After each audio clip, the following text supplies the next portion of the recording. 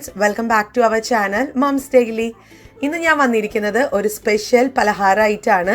ഇതൊരു മധുര പലഹാരമാണ് കേട്ടോ. പക്ഷെ മധുരമൊക്കെ കുറച്ചാലും നമുക്കിതൊരു 4 മണി പലഹാരമൊക്കെ ആയിട്ട് കഴിക്കാൻ പറ്റുന്നതാണ്, നല്ല ചായക്കൊപ്പം. അപ്പോൾ ഇത് പലവരും ഉണ്ടാക്കുന്നതാണ്. ഇതിന് അമ്മിണി കോഴിക്കോട്ട എന്നൊക്കെയാണ് പറയുക. പക്ഷെ ഇത് നല്ല സ്വാദുള്ള ഒരു ഡിഷാണ്. നമുക്കിത് എങ്ങനെ ഉണ്ടാക്കാമെന്നൊന്ന് നോക്കാം. അപ്പം അതിനായിട്ട് ഞാനിവിടെ ഒരു പാത്രം എടുത്തിട്ടുണ്ട്. പാത്രം നന്നായിട്ട് ചൂടായി വരുമ്പോഴത്തേക്കും അതിനകത്തോട്ട് 1 കപ്പോളം ഉള്ള വെള്ളം ഒഴിച്ചു കൊടുക്കുന്നുണ്ട്. 1 കപ്പ് എന്ന് പറയുന്നത് 200 ml മെഷർമെൻറ്റ് കപ്പാണ് എടുത്തിരിക്കുന്നത്. അല്ലെങ്കിൽ നിങ്ങൾ ഏത് കപ്പിലാണോ എടുക്കുന്നത് ആ കപ്പിൽ തന്നെ ആയിരിക്കണം അരിപ്പൊടിയുടെ അളവ് കേട്ടോ. സെയിം അളവായിരിക്കണം എന്നേ ഉള്ളൂ. അപ്പോൾ അതാ ഞാൻ 1 കപ്പ് വെള്ളത്തിന് ഒന്ന് ചെറുതായി തിളച്ച് വരാൻ തുടങ്ങി കഴിഞ്ഞപ്പോഴത്തേക്കും ഞാൻ ഒരു 1/4 ടീസ്പൂൺ ഉപ്പ് ചേർത്തിട്ടുണ്ട്. പിന്നെ നന്നായിട്ട് വെള്ളം തിളയ്ക്കാൻ അനുവദിക്കുക. അപ്പോൾ അതാ വെള്ളമൊക്കെ തിളച്ച് വന്നിട്ടുണ്ട്. ഇതിനകത്തോട്ട് ഞാൻ 1 കപ്പോളം ഉള്ള, അതായത് ഏത് കപ്പിലാണോ നിങ്ങൾ വെള്ളം അളന്നിട്ടുള്ളത് അതേ കപ്പിൽ 1 കപ്പോളം ഉള്ള അരിപ്പൊടിയാണ് എടുത്തിരിക്കുന്നത് കേട്ടോ. അപ്പോൾ അതാ ഇത് നന്നായിട്ട് ഇനി ഒന്ന് ഒരു മീഡിയം ലോ ഫ്ലെയിമിൽ വെച്ചിട്ട് നമുക്കിതൊന്ന് നന്നായിട്ട് മിക്സ് ചെയ്ത് കൊടുക്കാം. ഇപ്പോൾ സാധാരണ ഇടിയപ്പത്തിനൊക്കെ നമ്മൾ മാവ് കുഴയ്ക്കുന്നത് പോലെ തന്നെയാണ്, അല്ലാതെ വേറെ പ്രത്യേകതയൊന്നുമില്ല. അപ്പോൾ അതാ ഞാനൊന്ന് നന്നായിട്ടൊന്ന് മിക്സ് ചെയ്തെടുത്തിട്ട് വരാം.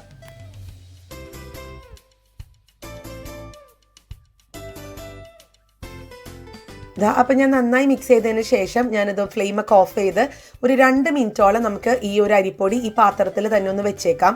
അപ്പോൾ അത്യാവശ്യം ഒന്നും കൂടെ ഒന്ന് വെന്ത് കിട്ടാൻ വേണ്ടിയിട്ടാണ് കേട്ടോ. അപ്പം നമുക്ക് 2 മിനിറ്റ് കഴിഞ്ഞിട്ട് നോക്കാം. ഇവിടെ 2 മിനിറ്റ് കഴിഞ്ഞു. ഇപ്പോൾ എനിക്ക് കയ്യിലൊക്കെ പിടിക്കാവുന്ന തരത്തിലുള്ള ചൂടോടെ കൂടെ തന്നെയാണ് ഇരിക്കുന്നത്. അപ്പോൾ അതാ ഞാനൊരു പാത്രത്തിനകത്തോട്ട് മാറ്റി ഇട്ടിട്ടുണ്ട്. അപ്പോൾ നമ്മുടെ കൈ വെച്ചിട്ട് കുഴയ്ക്കാൻ പറ്റുന്ന ഒരു ചൂടാവുമ്പോഴത്തേക്കും നമുക്കിത് നന്നായിട്ടൊന്ന് കുഴച്ചെടുക്കാം. ഇത് നന്നായിട്ടൊന്ന് സോഫ്റ്റ് ആവുന്നത് വരെ. ഇപ്പം ഞാനിപ്പം കുറച്ച് തൊട്ടൊക്കെ കഴിഞ്ഞപ്പോഴത്തേക്കും പെട്ടെന്ന് അങ്ങ് പിടിക്കാൻ പറ്റുന്നില്ല. കുറേശ്ശൊക്കെ ആണെന്നുണ്ടെങ്കിൽ എനിക്ക് പിടിക്കാൻ പറ്റുന്നുള്ളൂ. എങ്കിലും നമുക്ക് പറ്റുന്ന പോലെ ആ ഒരു ചൂട് കൈക്ക് പറ്റുന്ന രീതിയിൽ ഞാനൊന്ന് കുഴച്ചെടുത്തിട്ട് വരാം.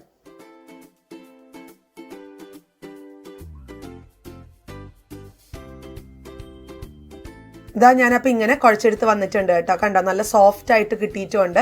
അപ്പോൾ ഇനി നമുക്ക് വേണമെന്നുണ്ടെങ്കിൽ നിങ്ങൾക്ക് കയ്യിൽ ഞാനെടുത്ത പോലെ അല്പം വെളിച്ചെണ്ണയോ എണ്ണയോ ഒന്ന് കയ്യിലൊന്ന് തൂത്ത് കൊടുക്കാം. ഇല്ലാന്നുണ്ടെങ്കിൽ അതിന് പകരം നിങ്ങൾക്ക് സാധാരണ വെള്ളം ഒന്ന് കയ്യിലൊന്ന് നനച്ചു കൊടുക്കാം. നമുക്കതൊന്ന് ഒട്ടാതെ കിട്ടാൻ വേണ്ടിയിട്ടാണ്. അപ്പോൾ ഇനി ഞാനതൊന്ന് ഉരുട്ടി കുഞ്ഞു ബോളുകളാക്കിയിട്ടാണ് ഞാൻ എടുക്കുന്നത്. അതൊക്കെ നമ്മുടെ ഇഷ്ടത്തിനാണ്. ചില ആളുകൾ ഇത് നീളത്തിൽ ഒന്ന് എന്താ പറയുക ആ ഒരു ഷേപ്പിലെടുക്കും. ഞാനിപ്പോൾ കാണാൻ ഭംഗിക്കൊക്കെ വേണ്ടിയിട്ട് കുഞ്ഞ് ഉണ്ടയാക്കിയിട്ട് അല്ലെങ്കിൽ ഉരുളയാക്കിയിട്ട് എടുത്തിട്ട് വരാം.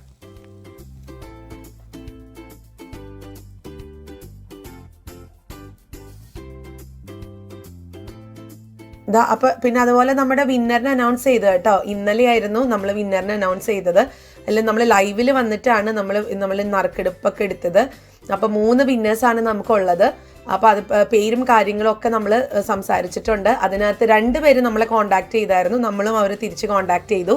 ഇനി ഒരാളും കൂടെ നമ്മളെ കോൺടാക്ട് ചെയ്യാനുണ്ട്. അപ്പം അതൊരു സൂസൻ ജോയ് എന്ന് പറഞ്ഞൊരു പുള്ളിക്കാരത്തിയാണ്. അപ്പോൾ പുള്ളിക്കാരത്തി നമ്മളെ കോൺടാക്ട് ചെയ്യാനായിട്ട് 2 ദിവസം സമയം കൊടുത്തിട്ടുണ്ട്. പുള്ളിക്കാരത്തി വന്നിട്ടുണ്ടെങ്കിൽ നമ്മുടെ 3 വിന്നേഴ്സിൻ്റെയും 3 വിന്നേഴ്സും ആയി എന്നാണ് അർത്ഥം.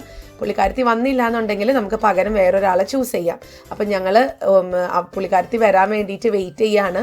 അപ്പോൾ ഈ വീഡിയോ കാണുന്നുണ്ടെങ്കിൽ സൂസൻ ജോയ് എന്നാണ് പേര്, നമ്മൾ ഉടനെ കോൺടാക്ട് ചെയ്യുക. അപ്പോൾ എല്ലാവരും പങ്കെടുത്തതിലൊക്കെ എല്ലാവർക്കും ഒത്തിരി സന്തോഷമുണ്ട്.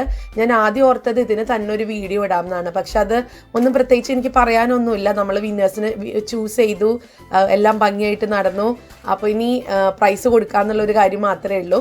പിന്നെ നിങ്ങൾ പങ്കെടുത്ത 1012 പേരോളം നമുക്ക് ശരി ഉത്തരം അയച്ചിട്ടുണ്ടായിരുന്നു. അപ്പോൾ അതിൽ നിന്ന് വെറും 3 പേര് എടുക്കാൻ പറ്റിയുള്ളൂ. പക്ഷെ കിട്ടാത്തവർ വിഷമിക്കരുത്. നമ്മൾ ഉടനെ തന്നെ നമ്മൾ നല്ലൊരു ഗീവ് അവേ ആയിട്ട് വരാം. പക്ഷെ ഇന്നത്തെ ഗീവ് അവേ വയ്ക്കുമ്പോൾ നമ്മൾ കൂടുതൽ ആൾക്കാരിലേക്ക് കിട്ടുന്ന രീതിയിലുള്ള പ്രൈസ് ഇനി നമ്മൾ കൊടുക്കുന്നത്.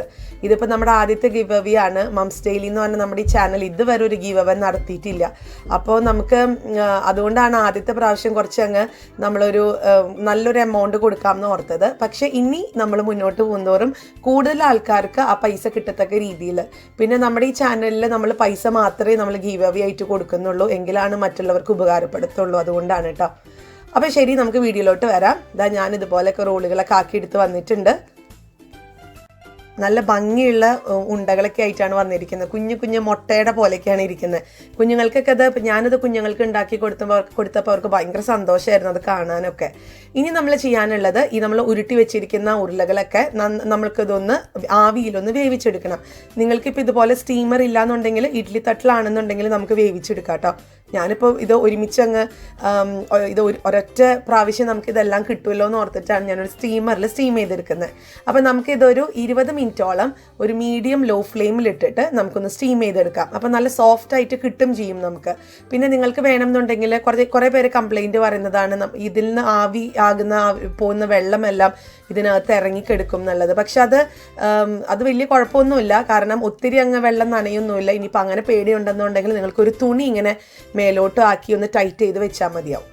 അപ്പോൾ ഇനി നമുക്കിതിന് വേണ്ടി ഒരു ശർക്കരപ്പാനി തയ്യാറാക്കണം. അതവിടെ ആവുന്ന നേരം കൊണ്ട് ഞാനൊരു പാത്രം വെച്ചിട്ടുണ്ട്. അതിനകത്തോട്ട് ഞാനൊരു നമ്മുടെ ഇഷ്ടത്തിനനുസരിച്ചുള്ള ശർക്കര ചേർക്കാം. ഞാൻ 1/2 കപ്പ് ശർക്കര ചേർത്തിട്ടുണ്ട്. 1/2 കപ്പ് ശർക്കരയ്ക്ക് ഞാൻ 1/2 കപ്പോളം ഉള്ള വെള്ളം സെയിം അളവിലാണ് ഞാൻ എടുത്തിരിക്കുന്നത്. അപ്പോൾ ഇനി നമുക്കിത് നന്നായിട്ടൊന്ന് ഞാനിവിടെ ആദ്യം ഒരു മീഡിയം ഹൈ ഫ്ലെയിമിൽ വെച്ചിട്ട് തന്നെയാണ് ഇത് ഉരുക്കിയെടുക്കുന്നത്. പിന്നെ നമുക്കിത് നല്ല തിക്കായിട്ടാണ് കിട്ടേണ്ടത്. എന്നാലാണ് നമുക്ക് ഒത്തിരി വെള്ളം പോലെ എടുത്തു കഴിഞ്ഞാൽ നമ്മൾ ഉണ്ടാക്കുന്ന ഈ ഒരു കോഴിക്കോട്ടയ്ക്കകത്ത് മധുരം കാണത്തില്ല. അപ്പോൾ അല്പം തിക്കായിട്ട് എടുക്കാം. അപ്പോൾ അതിന് വേണ്ടിയിട്ട് ഞാനൊന്ന് നന്നായിട്ടൊന്ന് മീഡിയം ഹൈ ഫ്ലെയിമിലിട്ടിട്ട് തിളപ്പിച്ചെടുത്തിട്ട് വരാം. ഇപ്പം അത്യാവശ്യമൊക്കെ തിളച്ച് വരാൻ തുടങ്ങിയിട്ടുണ്ട്. ഇതൊക്കെ നലിഞ്ഞിങ്ങനെ വരുന്നേ ഉള്ളൂ. ഇനി ഇതിനകത്തോട്ട് ഞാനൊരു 2 ഏലക്കയുടെ കുരു ഒന്ന് പൊടിച്ചിടുന്നുണ്ട്. പൊടിച്ചിട്ടോ അല്ലെങ്കിൽ മുഴുവനോട് കൂടി നമുക്ക് ഇടാം. നമുക്ക് ആ ശർക്കരപ്പാനിക്ക് ആ ഒരു ഫ്ലേവർ കിട്ടാൻ വേണ്ടിയിട്ടാണ്. അല്ലെങ്കിൽ ഒരു ഒത്തിരി പ്ലെയിൻ ഫ്ലേവർ ആയിപ്പോവും. അപ്പോൾ ഇനി നമുക്കൊന്നും കൂടെ ഒന്ന് മിക്സ് ചെയ്ത് ഇത് കുറച്ചും കൂടെ ഒന്ന് തിക്കാക്കി എടുത്തിട്ട് വരാം. അപ്പം ഞാൻ ആ നേരം നമ്മുടെ കോഴിക്കോട്ട അല്ലെങ്കിൽ നമ്മുടെ ഒരു അമ്മണി കോഴിക്കോട്ട എങ്ങനെയായിന്ന് നോക്കുകയാണ്. കണ്ടോ, ഇത് നന്നായിട്ട് തന്നെ വന്നിട്ടുണ്ട്. കറക്റ്റ് 20 മിനിറ്റ് ആണ് കേട്ടോ സ്റ്റീമായിട്ട് വന്നിട്ടുള്ളത്. കണ്ടോ, നല്ല ഭംഗിയായിട്ട് ഒത്തിരി വെള്ളമൊന്നും വീണിട്ടൊന്നുമില്ല. ഞാൻ തുണിയൊന്നും വെക്കാതെയാണ് എടുത്തിരിക്കുന്നത്.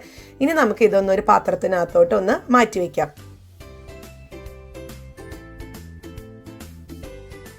കാണാൻ നല്ല ഭംഗിയുള്ള നമ്മുടെ സുന്ദരി കോഴിക്കോട്ട ഇവിടെ റെഡിയാണ്.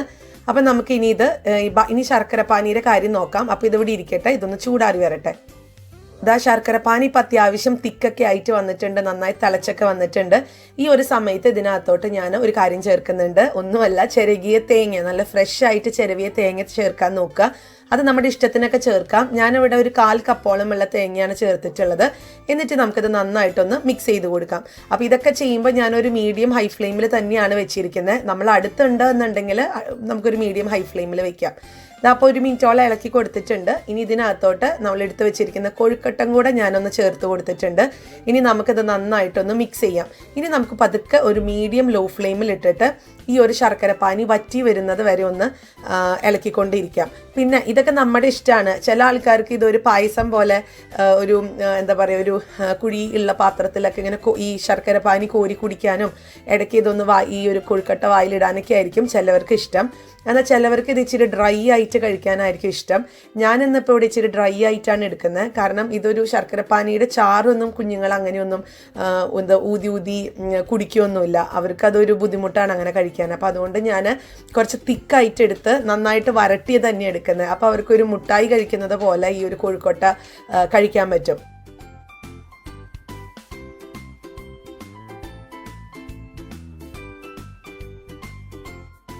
അപ്പോൾ ഞാൻ കുറച്ച് സമയമെടുത്ത് ഒരു 2-3 മിനിറ്റ് സമയമെടുത്ത് ഈ ഒരു ശർക്കരപ്പാനിയൊക്കെ ഒന്ന് വറ്റിച്ചെടുത്തിട്ട് വരാം. ഞാനപ്പോൾ ഈ ഒരു സ്റ്റേജിലാണ് ഫ്ലെയിം ഓഫ് ചെയ്യുന്നത് കേട്ടോ. നിങ്ങൾക്ക് കാണാൻ പറ്റില്ല. ശരിക്കും ഒരു മുട്ടായിയൊക്കെ കഴിക്കുന്നത് പോലെ, ഒരു കോട്ടിംഗ് ഉള്ളൊരു മുട്ടായി കഴിക്കുന്നത് പോലെയാണ് നമ്മൾ വറ്റിച്ചെടുക്കുമ്പോൾ നമുക്ക് ഉണ്ടാവുക. പിന്നെ തേങ്ങ ഒക്കെ നിങ്ങളുടെ ഇഷ്ടത്തിനൊക്കെ ചേർക്കുക. ഇനി ശർക്കരപ്പാനി ചേർക്കണമെന്ന് തന്നെയില്ല, നിങ്ങൾക്ക് ഇതിന് പകരം ഷുഗർ സിറപ്പ് ആണെന്നുണ്ടെങ്കിലും ചേർക്കാം. അപ്പോൾ അത് നമ്മുടെ ആവശ്യത്തിനനുസരിച്ചുള്ള ഷുഗർ സിറപ്പ് ഇതിനകത്ത് ചേർത്ത് കഴിഞ്ഞാലും നമുക്ക് കോഴിക്കോട്ട നല്ല സൂപ്പറായിട്ട് കിട്ടും. പക്ഷേ ഇതൊരു നാടൻ പലഹാരം ആയതുകൊണ്ട് ശർക്കരയാണ് ഏറ്റവും നല്ലത്, ഏറ്റവും ഹെൽത്തി ആയിട്ടുള്ളത്. ഞാനിപ്പോൾ പിറക്കുന്ന കുഞ്ഞുങ്ങൾക്ക് ഒരു ഗുലാബ് ജാമുൻ കൊടുക്കുന്നത് പോലെയാണ് കൊടുക്കുന്ന ഒരു കുഞ്ഞ് ബൗൾ എടുത്തിട്ടുണ്ട്. അതിനകത്തോട്ട് ഇതൊരു 3-4 ഇങ്ങനെ നമ്മുടെ കോഴിക്കോട്ട് ഇട്ട് കൊടുക്കുകയാണ്. അപ്പോൾ ഈ നാടൻ പലഹാരങ്ങളൊക്കെ ഇപ്പോഴത്തെ കുഞ്ഞുങ്ങൾക്കൊക്കെ കഴിക്കാനൊക്കെ ഇച്ചിരി മടിയല്ലേ. അപ്പോൾ അങ്ങനെ കഴിക്കാൻ മടിയുള്ള കുഞ്ഞുങ്ങൾക്ക് ഇതുപോലെയൊക്കെ ഉണ്ടാക്കി കൊടുത്തു കഴിഞ്ഞാൽ അവർ നല്ല സ്വാദോടുകൂടെ കഴിച്ചോളും. അപ്പോൾ ഇതാവുമ്പോഴത്തേക്കും ഒത്തിരി അങ്ങ് നമ്മൾ ഇത് വായിലിടുമ്പോഴത്തേക്കും അത് ഊർന്നു പോവോ അല്ലെങ്കിൽ വെള്ളം അല്ലെങ്കിൽ ശർക്കരപ്പാനി താഴെ പോവോ അങ്ങനത്തെ പ്രശ്നമൊന്നുമില്ല.